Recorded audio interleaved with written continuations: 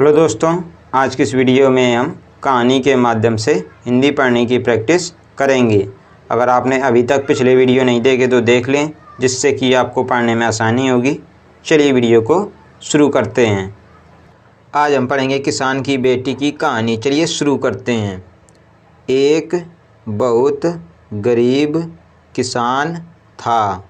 वह अपनी बेटी के साथ एक छोटी सी झोपड़ी में रहता था। उसके पास खेती करने के लिए इतनी कम ज़मीन थी कि उसकी फसल को बेचकर उसे बिल्कुल थोड़े से रुपए मिलते थे। उन रुपयों से वे लोग ठीक से खाना भी नहीं खा पाते थे। वह राजा के पास अपनी समस्या लेकर गया। राजा दयालु था। उन्होंने किसान को अपनी ज़मीन में से कुछ ज़मीन दे दी खेती करने के लिए। उन्होंने कहा, यह ज़मीन तो हमारी ही रहेगी, लेकिन उस पर उगने वाली फसल तुम्हारी होगी। किसान ने राजा को बहुत बहुत धन्यवाद दिया। एक दिन वह खेत की जुताई कर रहा था। तभी उसका हल किसी कठोर चीज़ में टकराया। उसने वहाँ खोदकर देखा तो उसे सोने की एक ओखली मिली। किसान ईमानदार था।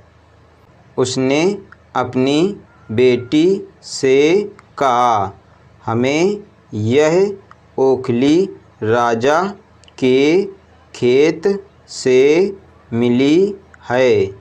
जिसकी ज़मीन है उसी की यह ओखली भी है, इसलिए हमको इसे राजा को लौटा देना चाहिए। किसान की बेटी बोली, नहीं पिताजी, आप ऐसा मत कीजिए। आपको सिर्फ ओखली मिली है। यदि राजा ने आपसे इसकी सोने की मूसल भी मांगी तो आप क्या करेंगे? आप इस ओखली को अपने ही पास रखिए। लेकिन किसान को यह बात ठीक नहीं लगी। वह बोला, जो चीज़ हमें मिली ही नहीं, उसे मांगने का कोई अधिकार नहीं है। वह राजा के पास ओखली लेकर पहुंचा।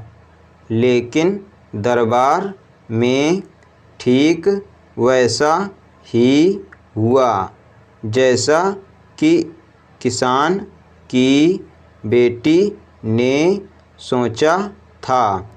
राजा ने सोचा कि किसान ने लालचवश मूसल अपने पास रख ली है। किसान बेचारा सोने की मूसल कहाँ से लाकर देता। नतीजा यह हुआ कि किसान को जेल में डाल दिया गया। जेल में न उसे ढंग से खाना मिलता था न पानी। किसान को ऐसी गलती की सज़ा दी गई थी जो उसने की ही नहीं थी। वह खाए पिए बिना निढाल हो गया। लेटे लेटे वह रोता रहता था और कहता था, बेटी की बात मानी होती, काश मैंने अपनी बेटी की बात मानी होती। एक दिन राजा ने उसे ऐसा कहते हुए सुन लिया। उन्होंने किसान से पूछा कि वह ऐसा क्यों कह रहा है। तब किसान ने राजा को पूरी बात बताई। राजा को अपनी गलती का एहसास हुआ। किसान को तुरंत छोड़ दिया गया। किसान की बेटी को राजा ने दरबार में बुलाया।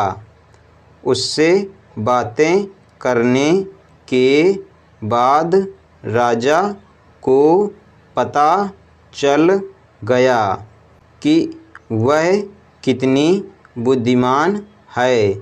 किसान की बेटी को राज्य के खजाने का मंत्री बना दिया गया। उन्हें रहने के लिए घर और सभी सुख सुविधाएं दी गई। किसान और उसकी बेटी सदा खुश रहने लगे। किसान को थोड़ा कष्ट जरूर झेलना पड़ा, लेकिन अंत में जीत सच्चाई की हुई। आज हमने पढ़ा किसान की बेटी की कहानी। अगर आपको ये वीडियो पसंद आए तो वीडियो को लाइक करें। हमारे चैनल बच्चों की शिक्षा को सब्सक्राइब करें। धन्यवाद।